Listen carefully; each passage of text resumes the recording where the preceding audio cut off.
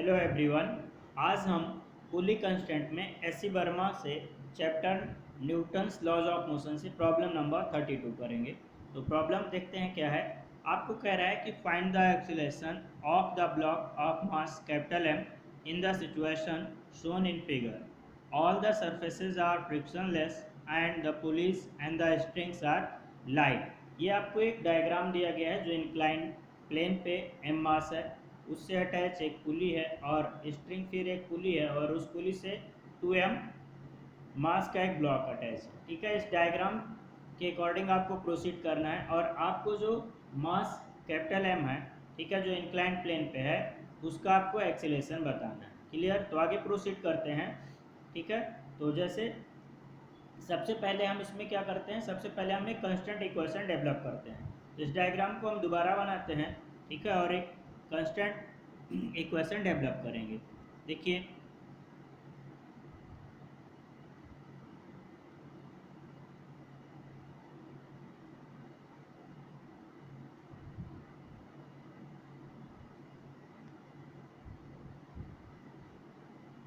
तो ये rough diagram है, ठीक है, समझने के लिए बना ले रहे हैं, जैसे भी बन जा रहा है।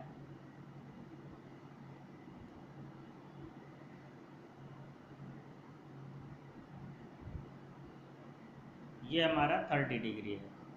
देखिए, अब ये जो आपका पुली है जिससे 2m मास आपका अटैच है, ठीक है, अगर ये पुली आपकी डाउन आ रही है, ठीक है, मान लेते हैं हम 2m किधर आ रहा है, डाउन आ रहा है, तो ये 2m इस पुली से डायरेक्ट अटैच है। तो इसको हम क्या एज्यूम कर लेते हैं कि हमारा जो है ये 2m मास जो है वो x 2m से डाउनवर्ड आया है। ठीक है, ये कितना आया, ये x 2m से डाउनवर्ड आया, तो इसका डिस्प्लेसमेंट डाउनवर्ड हुआ x2m। अब ये डायरेक्ट देखिए पुली से अटैच है, तो पुली भी कितना मूव करेगी, डाउनवर्ड उतना ही मूव करेगी x2m।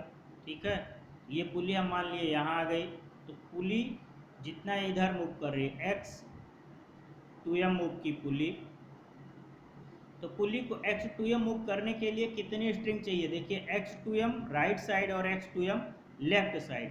तो x2m मूव करने के लिए इसको कितनी स्ट्रिंग चाहिए, इसको चाहिए 2x2m अमाउंट की स्ट्रिंग चाहिए।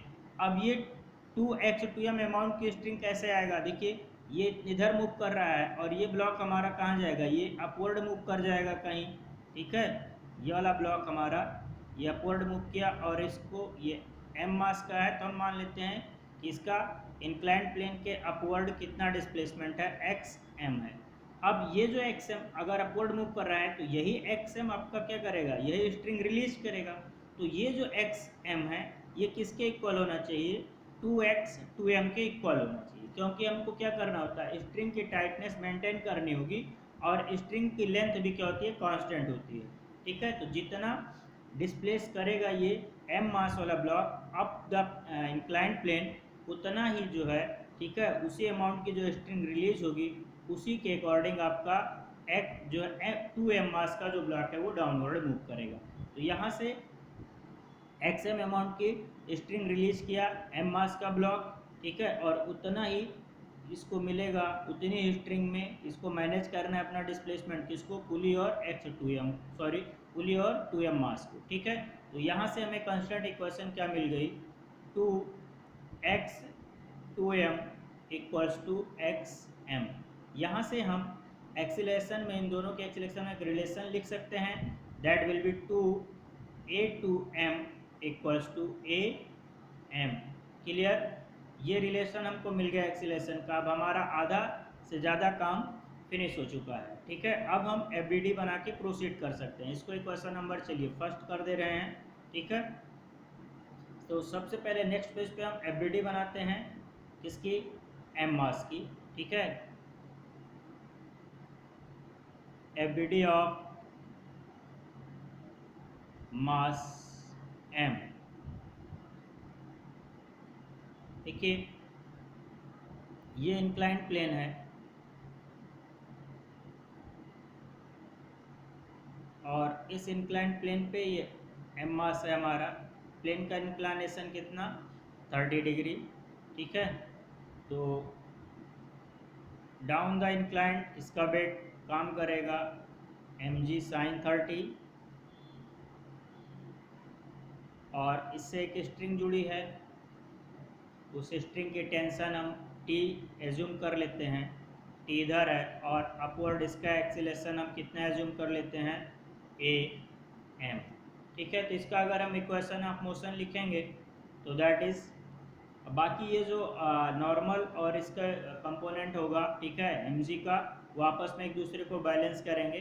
तो इंक्लाइंड प्लेन के आप में कोई भी मोशन नहीं है, इसलिए उसको नहीं लिख रहे हैं। आप लिखना चाहें, ठीक है, तो आप लिख सकते हैं mg डाउनवर्ड काम करेगा, और mg का एक कंपोनेंट इधर, that will B mg cos 30, and ये इस सरफेस पे है तो इस सरफेस की एक नॉर्मल रिएक्शन अपवर्ड, तो n और ये आपस में एक दूसरे को बैलेंस करेंगे। ठीक है, ठीक, नो वर्टिकल मोशन, वर्टिकल में कोई भी मूवमेंट नहीं है, तो n will be equals to mg cos 30। Clear है, इस इक्वेशन की हमको शायद ज़रूरत नहीं पड़ेगी आगे। ठीक है, अब हमारा देखिए ये block up the inclined am acceleration से मूव कर रहा है, तो रिजल्टेंट फोर्स हमारा उसी डायरेक्शन में होना चाहिए, that is T minus mg sin 30 equals to equals to m, this will be mass into acceleration, that is m। Clear, यहाँ से अगर हम चाहें तो sin 30 की वैल्यू सब्स्टिट्यूट कर देंगे, that is t minus mg by 2 equals to m।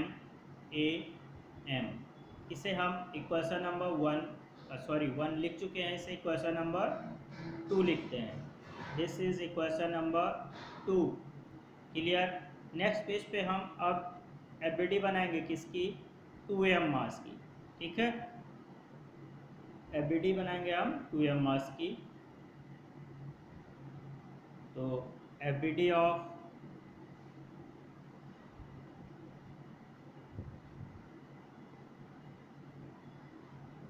Mass 2m, देखिए 2m हमारा पुली बी से अटैच था, तो सेकेंड पुली से।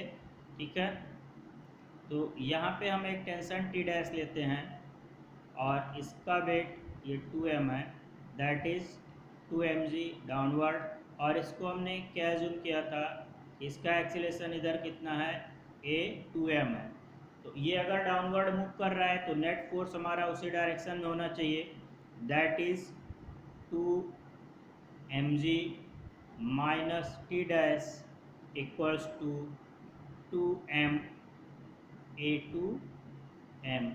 क्लियर, अब इसे हम इक्वेशन नंबर 3 लिखते हैं। ठीक है, अब अगर हम पुली का जो है, जो सेकेंड पुली है, उसकी एफबीडी बनाते हैं,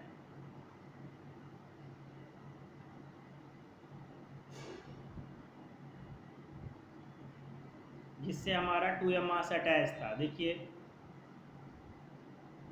ये यहाँ से देखिए ये पुली आपकी अलग है। ठीक है, तो इस सेकेंड पुली के हम बनाते हैं, तो यहाँ पे जब तक स्ट्रिंग हमारी सेम होगी तब तक टेंशन सेम होगा, तो यहाँ से लेके यहाँ तक तो हमारा टेंशन यहाँ पे T माने हैं, तो ये भी टेंशन हमारा T होगा, और ये T, इस पुली में हमारा टेंशन T डैश होगा। देखिए यहीं पे बता देते हैं, यहाँ से अपवर्ड टी और डाउनवर्ड इस पर कितना, T डैश। तो इस पुली पर कोई मास नहीं है, तो इसको बैलेंसिंग के लिए हमारा T डैश इक्वल्स टू क्या हो जाएगा, 2T। ठीक है, तो इसको हम उस इक्वेशन में सब्स्टिट्यूट कर देंगे, T dash equals to 2T। Clear, तो यहाँ से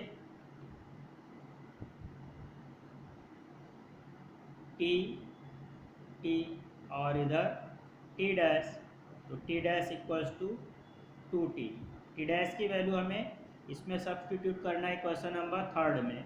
ठीक है, तो इक्वेशन नंबर 3 हमारा है 2mg माइनस T डैश के equation number third 2mg minus T dash equals to 2m a2m। अब हमें टी डैश लिखना है 2t, तो this equation will be 2mg minus 2t equals to 2m a2m। ठीक है।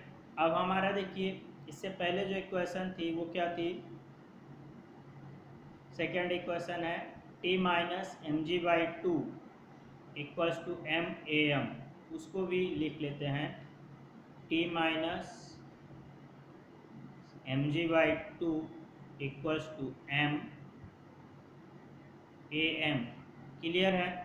अब अगर हम इस इक्वेशन को 2 से मल्टीप्लाई करके ऐड कर दें, ठीक है, इन दोनों इक्वेशन को ऐड कर देते हैं, ये हमारा इक्वेशन थर्ड है, ठीक है, और ये इक्वेशन 2 है, तो हमें क्या मिल जाएगा, देखिए इसको हम मल्टीप्लाई करते हैं 2t minus M G equals to 2m am and this equation will be 2mg minus 2t equals to 2m a2m। यहाँ से देखिए अगर हम चाहें तो a2m को सब्स्टिट्यूट कर देंगे। किससे सब्स्टिट्यूट करेंगे, देखिए हमें स्टार्टिंग में मिल चुका है क्या, a2m equals to am by two. यहाँ से हम ये भी लिख सकते हैं कि a2m हमारा कितना है, am बाई टू, तो a2m को हम am बाई टू सब्स्टिट्यूट कर देंगे। क्लियर।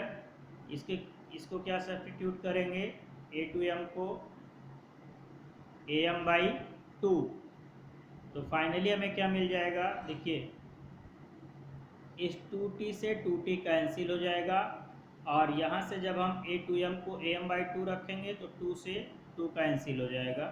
फाइनली जो हमें मिलेगा उसको लिख देते हैं, देखिए 2mg minus mg that is mg equals to 2 mam and mam that is 3 am